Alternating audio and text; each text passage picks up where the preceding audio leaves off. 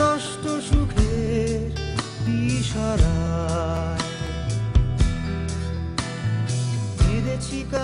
শহর কলকাতায় গত দশকে নতুন করে গান নিয়ে স্বপ্ন দেখা মানুষের দলে খানিক চেনা খানিক অচেনা নাম পুলক।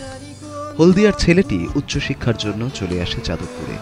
স্নাতকোত্তর পড়াশুনো করতে করতে সুমন ও মহিনের ঘোড়াগুলির গানে আবিষ্ট হয় মফস্বলের ছেলেটি।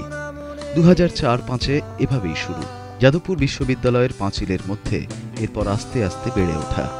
ততদিনে স্বপ্নে বেড়ে উঠেছে এক পেশাদার গায়ক। গিটার নিয়ে বেপথে যাওয়া ছেলেটির সঙ্গে পরিবারের যোগাযোগ কমে এসেছিল। ততদিনে গান জুটিয়ে দিয়েছে অসংখ্য বন্ধু। গত বছর পুলকের গাওয়া অ্যালবাম প্রকাশিত হয়, প্রথমবার এবং সেই শেষবার।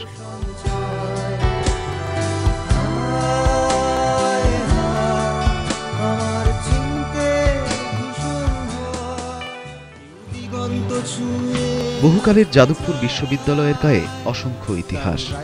বহু বিখ্যাত মানুষের নাম জড়ানো এই শিক্ষাঙ্গনে ফিলোসফির ছাত্র পুলক রঞ্জন ওঝা গান বাঁধতেন। একদিন তার গানে জড়িয়ে গেল বিশ্ববিদ্যালয়ের জীবনযাপন, আর সে গানটি আপাতত বিশ্ববিদ্যালয়ের ছাত্রছাত্রীদের কাছে থিম সং।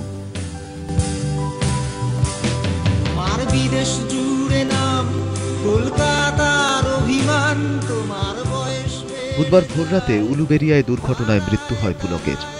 শোকের ছায়া নামে তাঁর বন্ধু মহলে। বছর 30-এর পুলক আর গাইবে না। চেনা অচেনা অসংখ্য মৃত্যুর ফিরে স্রেফ হারালো একটি গান পাগল ছেলে।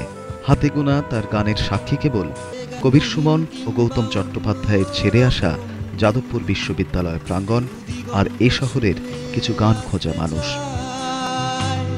কারো রাইফেল তুলি মগজ পত্রিকা।